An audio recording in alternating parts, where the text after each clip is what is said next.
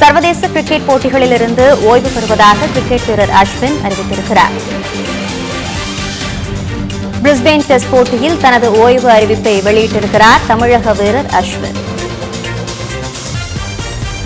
சர்வதேச கிரிக்கெட் போட்டிகளிலிருந்து ஓய்வு பெறுவதாக கிரிக்கெட் வீரர் அஸ்வின் அறிவித்திருக்கிறார். இதனை முக்கிய செய்தியாக பார்த்துக் கொண்டிருக்கிறோம்.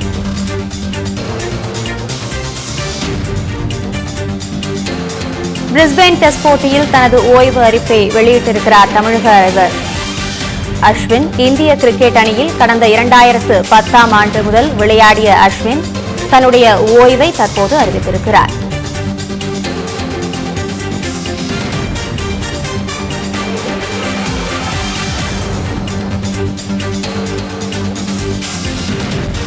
இதுகுறித்து கூடுதல் விவரங்களை வழங்குவதற்காக நமது செய்தியாளர் நாகராஜன் இணைப்பில் இணைந்திருக்கிறார். நாகராஜன், இது குறித்த விரிவான தகவல்களை வழங்கலாம்.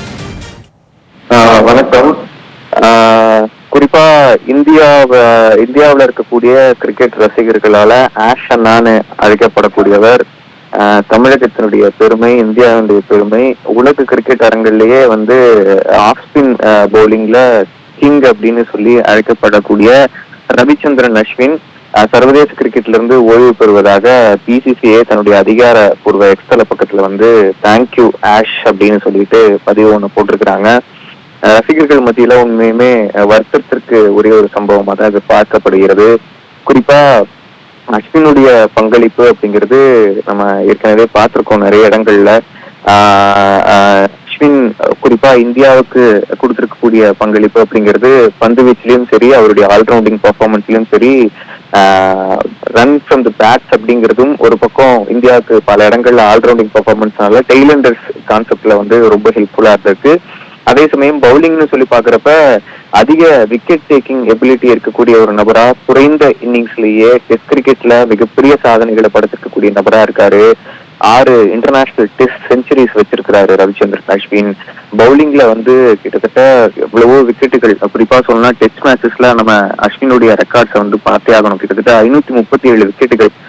இது ஒரு இமாலய இலக்காதான் பார்க்கப்படுது. குறிப்பா அனில் கும்ப்ளேவோட சாதனையிலிருந்து பல்வேறு பேருடைய சாதனையை முறியடிச்சிருக்கக்கூடிய அஸ்வின் 200 இன்னிங்ஸ்ல 537 விக்கெட்டுகள் வீழ்த்தி இருக்கிறது அப்படிங்கிறது ஒரு அசாத்திய சாதனையா பார்க்கப்படுது. அவருடைய பெஸ்ட் பெர்ஃபார்மன்ஸ் சொல்லி பாக்குறப்ப 59 ரன்கள் மட்டுமே கொடுத்து 7 விக்கெட்டுகள் வீழ்த்தி இருக்கக்கூடிய நிலையும் இருக்கு.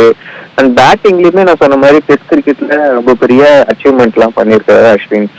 2010 இந்திய அணிக்கு T20 கிரிக்கெட் விளையாடுறதுக்காக வந்திருக்கக்கூடிய அஸ்வின் இப்போ 2024 வரைக்குமே டெஸ்ட் கிரிக்கெட்ல தொடர்ந்து தன்னுடைய ஆதிக்கத்தை செலுத்திட்டு இருக்கிறாரு. நம்பர் 1 ஆல்ரவுண்டராகவும் குறிப்பா நம்பர் 1 ஸ்பின்னராகவும் இருந்துட்டு இருக்கக்கூடிய அஸ்வின் தற்பொழுது சர்வதேச கிரிக்கெட்ல இருந்து ஓய்வு அறிவிச்சிருக்கக்கூடிய விஷயம் அப்படிங்கிறது அவருடைய பணிக்காலம், அதாவது கிரிக்கெட் விளையாட்டுல இந்தியாவுக்காக கொடுக்கப்பட்டிருக்கக்கூடிய இந்த காலம் அப்படிங்கிறது முடிந்திருக்கக்கூடிய தருவாய பெருமையா பிசிசிஐ மட்டுமல்ல உலகமே கொண்டாடக்கூடிய நிலையும் இருக்கு. அதே சமயம் இந்தியா ஒரு எலைட், ஒரு பிரைடான ஸ்பின்னரை இந்த இடத்துல கடந்து செல்லக்கூடிய நிலை அப்படியும் இருக்கிறதா பார்க்கப்படுது. அஸ்வினுக்கான இடம் அப்படிங்கிறது பல்வேறு நேரங்கள்ல கேள்விக்குறியா இருந்திருக்கு. சர்வதேச கிரிக்கெட்ல உலகக்கோப்பை போட்டிகளிலும் சரி, T20 கிரிக்கெட்ல அவருடைய ஃபார்ம் கொஞ்சம் கம்மியாயிட்டு வந்த நிலையிலும் சரி, இந்த மாதிரியான நிறைய இடங்கள்லயுமே. ஆனா உள்ளூர் கிரிக்கெட் போட்டி, இப்ப IPL மாதிரியான தொடர்கள் அவர் விளையாடுறதுக்கான வாய்ப்புகள் அப்படிங்கிறது அதிகமா அமைஞ்சிருக்கு. சமீபத்துலதான் சென்னை சூப்பர் கிங்ஸ் அணியால அவர் எடுக்கப்பட்டிருக்கிறாரு. ஆனா சர்வதேச கிரிக்கெட்ல ரவிச்சந்திரன் அஸ்வின், ரவீந்திர ஜடேஜா இந்த மாதிரியான ஆட்களுடைய டாமினன்ஸ் அப்படிங்கிறது டெஸ்ட் கிரிக்கெட்ல இந்தியா ஒரு டாப் பிளேஸ்ல, டாப் இடத்துல பொசிஷன்ல நிக்க வைத்திருக்கு. குறிப்பா ரவிச்சந்திரன் அஸ்வினுடைய பங்களிப்பு மகேந்திர சிங் தோனியோட கேப்டன்சிலையும் சரி, விராட் கோலியோட கேப்டன்சிலையும் சரி, இப்போ ரோஹித் சர்மாவுடைய கேப்டன்சிலும் சரி, டெஸ்ட் கிரிக்கெட்டுக்கு இந்தியாவை ஒரு டாமினன்ஸான பெர்ஃபார்மன்ஸை கொண்டு போறதுக்கான ஒரு வாய்ப்பு அமைஞ்சிருக்கு. ஒரு குவிக்கர் இன்னிங்ஸ்ல தேவைப்பட்ட இடங்கள்ல இந்தியாவுக்கு விக்கெட் டேக்கிங் எபிலிட்டி இருக்கக்கூடிய ஒரு பவுலரா அஸ்வின் செயல்பட்டு தான் சொல்லணும். ஒன் டே இன்டர்நேஷனலை பொறுத்த வரைக்கும் கிட்டத்தட்ட 114 இன்னிங்ஸ்ல அஸ்வின் ஒட்டுமொத்தமா பாக்குறப்ப 156 விக்கெட்டுகள் வீழ்த்தி இருக்கிறாரு. அதே மாதிரி T20 கிரிக்கெட்ல பாக்குறப்ப 65 இன்னிங்ஸ்ல 72 விக்கெட்டுகள் வீழ்த்தி இருக்கிறாரு. அஸ்வினுடைய பவுலிங் ஃபிகர்ஸ் எல்லாம் இப்படி இருக்கும் பொழுது பேட்டிங் ஃபிகர்ஸ்ல அஸ்வினுடைய அந்த டெஸ்ட் மேட்ச் கரியரை பாக்குறோம். 2011 இருந்து 2024 வரைக்குமே 106 மேட்சஸ் விளையாண்டுருக்கு அஸ்வின். 151 இன்னிங்ஸ் பேட்டிங் பண்ணியிருக்கிறாரு. அதுல 3503 ரன்கள் விளையாசி இருக்கிறாரு. ஒரு ஃபர்ஸ்ட் கிளாஸ் கிரிக்கெட் பேட்ஸ்மேன், ஒரு மிடில் ஆர்டர்ல இருக்கக்கூடிய ஒரு விக்கெட் கீப்பிங் பேட்ஸ்மேனுடைய எபிலிட்டிக்கு தகுந்த மாதிரியான ஒரு ஸ்கோர் கார்டை தான் அவர் வச்சிருக்கிறாரு. கிட்டத்தட்ட நான் சொன்ன மாதிரி செஞ்சுரிஸ் அப்படின்னு சொல்லி பாக்குறப்ப 6 இன்டர்நேஷனல் சர்வீஸ் செஞ்சுரிஸ் வந்து வச்சிருக்கிறாரு அஸ்வின். தேவைப்பட்ட நேரங்களுக்கு இந்தியாவுக்கு வந்து ரொம்ப பெரிய பக்கபலமா வந்து இருந்திருக்கிறாரு. 14 50s அடிச்சிருக்கிறாரு.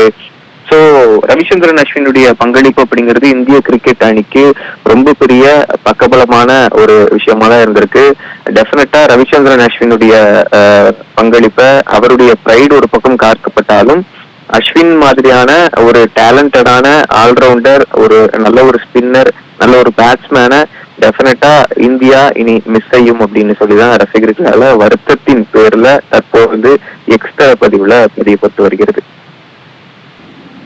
விரிவான தகவல்களுக்கு நன்றி Nagaraj. This will be my last day as an Indian cricketer in all formats as at the international level.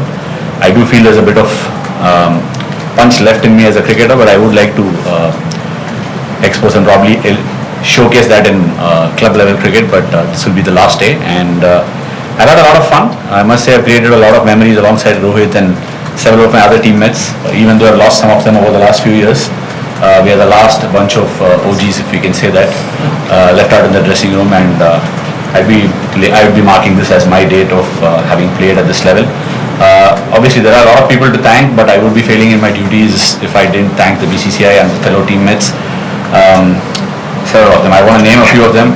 So all the coaches who've been part of the journey. Most importantly, Rohit, Virat, Ajinkya, Pujara, who've taken those splendid catches around the bat to give me the number of wickets I've managed to get over the years. Also a big thank you to the Australian cricket team, who've been very fierce competitors. I've enjoyed my time playing against them, and I think it's already getting long. I wouldn't be taking any questions, but it's truly a very emotional moment. I don't think I'm in a position where I would be answering the questions in the right way, so please pardon me for that. And once again, yeah, that's my time. Thanks for being the journalist that you've been, writing good things and of course writing nasty things on occasions. That's a relationship I think we would maintain forever, and I hope the cricketers to come in the future will also get the same amount of love that you've given them. Once again, thank you all, and yeah, see you all soon. As a cricketer, I've just stopped it, and I might go on to be involved with the game because this is a game that's given me everything. Right, thank you.